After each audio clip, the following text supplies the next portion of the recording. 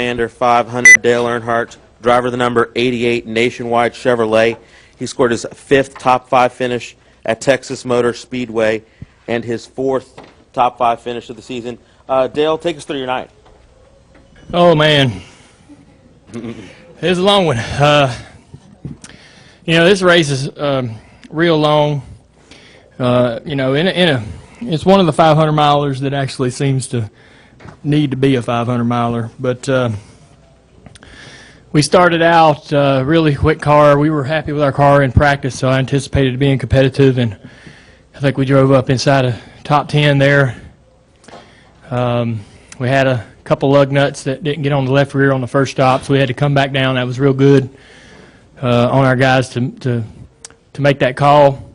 When it comes down to NASCAR letting us police these lug nuts, our crew guys need to be upfront and honest, and that's definitely better than the alternative for sure.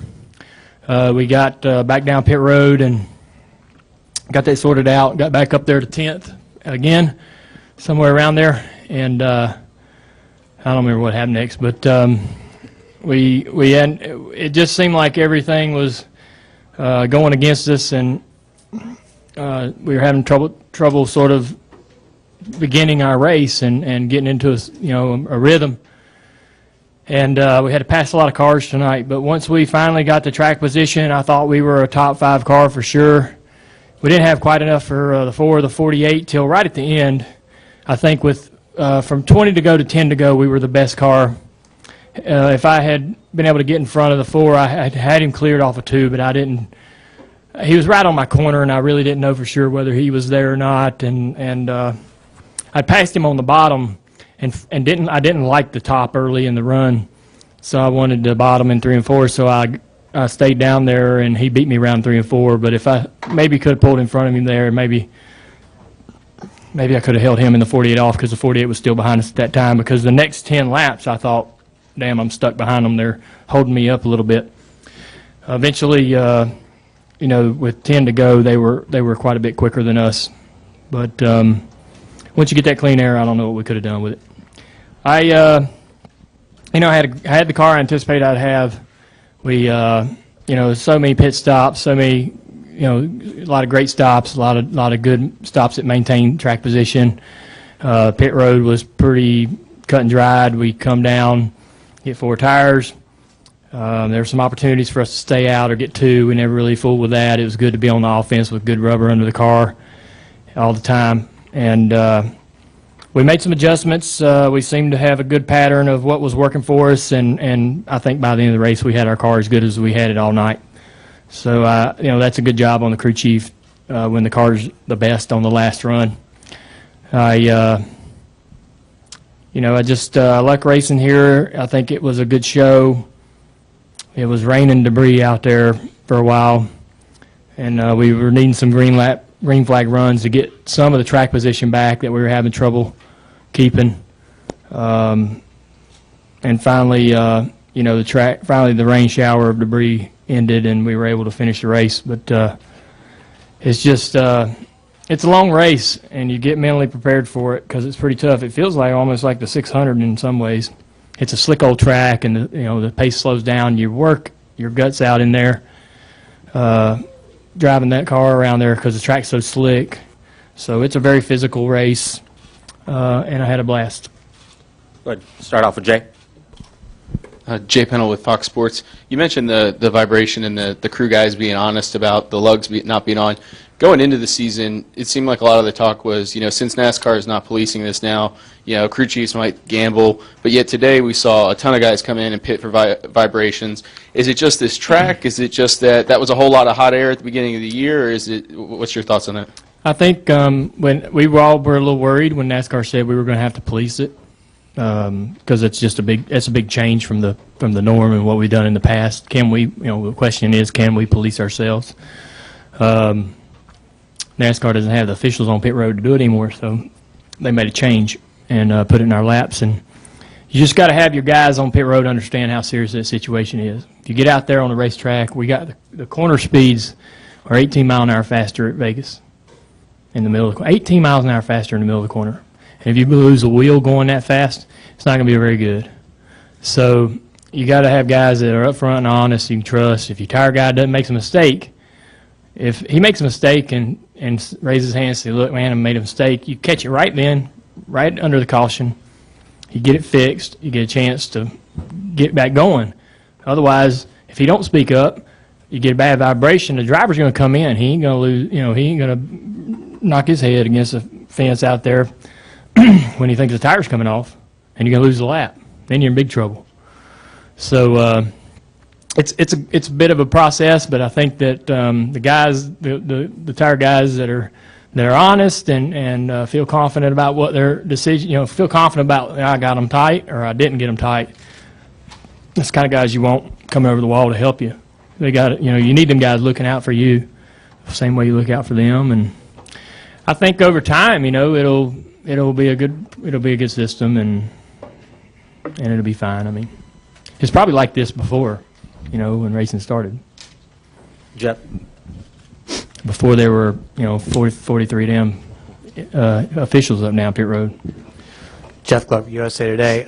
So Jimmy or Harvick has won the last, I think, 6.5 mile races now, dating back to, I think, like Charlotte last year or something. If you're not driving a Hendrick-powered car right now, I mean, what kind of chances do you have out there? Yeah, I don't know. I'm glad I'm driving them. And we go to Bristol next, so I guess that's a better opportunity for me because my name's not Jimmy and my name ain't Kevin. But it's, you know, our cars are really good. Our motors are amazing. I'll be honest. I mean, you know, I've been a lot more competitive over the last couple of years. We got a lot of, you know, great people working at that organization, but my resurgence or whatever you want to call it is mainly due to how good the cars are, how fast the cars are, how well prepared we are, how much work we do. We do a lot of work. It ain't, you know, just you put in a lot of work, and there's some other guys out there that show speed, and you know, Harvick, them guys are unstoppable right now.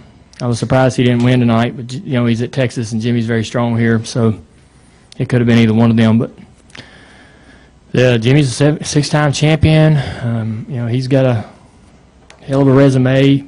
So, but I'm glad I'm where I'm at. I wouldn't want to be anywhere else because it doesn't look like them other cars are much fun to drive. Bob?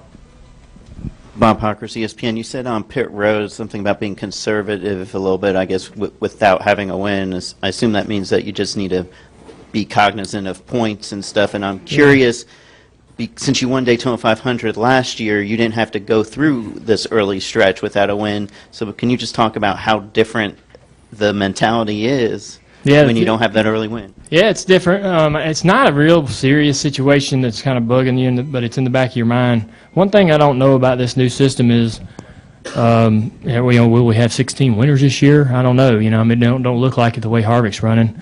If he wins enough races, you know, the odds are not going to be good if we have 16 winners. And if we don't win a race, I think we're a good enough team to put enough points together to get one of them spots in the back. So I'm probably worrying for nothing, but I don't assume anything, and nothing's a sure thing. And I want to win to know I'm in. I don't want to wait all the way to Richmond or whatever to count points. And once you get that win, you know, I've talked about it before, you get to do things with fuel mileage. You get to be aggressive and try to, you know, if you're a couple laps short, you stretch it. And we won some races last year doing that because of that. You know, you just mentally, you don't have as much pressure on you to make a call, right? So a lot of the calls, Steve, I'll tell you, Steve probably admitted last year's probably the easiest season he had to call because of that win. You know, it really took the pressure off of him having to worry about, man, do I take 4, 2, do I don't stop? You know, hell, just come on in. Let's try to win. We got to win. If we finish 10th, who cares? Second, who cares? You know, we already got to win. We're locked in. Let's go put tires on and win the race. Or let's stay out and make the fuel last and win the race, you know. You can be really aggressive. It's not so, you know, it's not, you know, I don't know what it's like to be a crew chief, but I imagine it seems pretty hectic. And once you get them wins, the pressure really releases a little bit. We got a question in the press box. Lee Spencer, Motorsport.com. Dale, you said after the race, I'm disappointed with myself for not making a move I should have made. What move was that?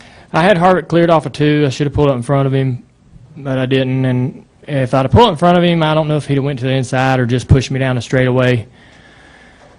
I think I was fast enough and a little bit better than him and Jimmy right then at that moment, just for about 10 laps. And you know, if I could have got them behind me, and I don't know how their cars would have reacted to the dirty air, maybe I could have gotten by that one pretty quickly and won the race.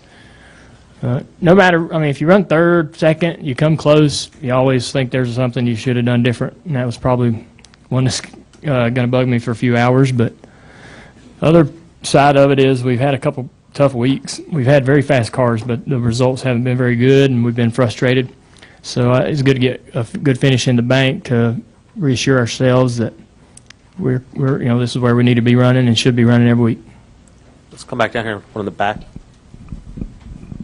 Kelly Crandall from PopularSpeed.com. Dale, you mentioned a few times this year and again today that you're happy with where the cars have been this year. What about your relationship with Greg? Has that progressed to the point that you'd like so far this season? Yeah, it's really good. Yeah, he's not Steve.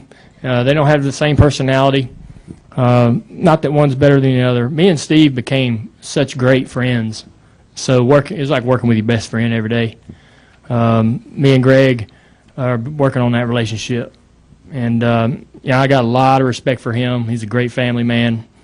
And he's, you know, we already swap advice, and he's real honest, and I trust what he, you know, knowing the things he's done to get to where he is, I trust his judgment. And so I need that relationship. That's the relationship I want to have with my crew chief. I want to be best friends.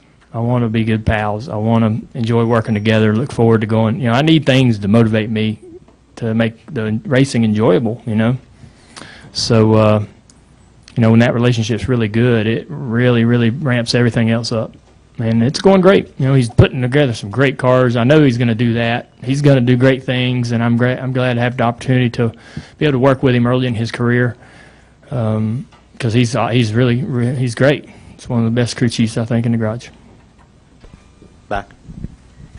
Janine Cloud with Skirts and Scuffs. To follow up on that, it seemed like with Steve, he had more of a cheerleader role for you, keeping you up, and listening to you and Greg, it's kind of the opposite. Would you agree that you tend to try to pick him up?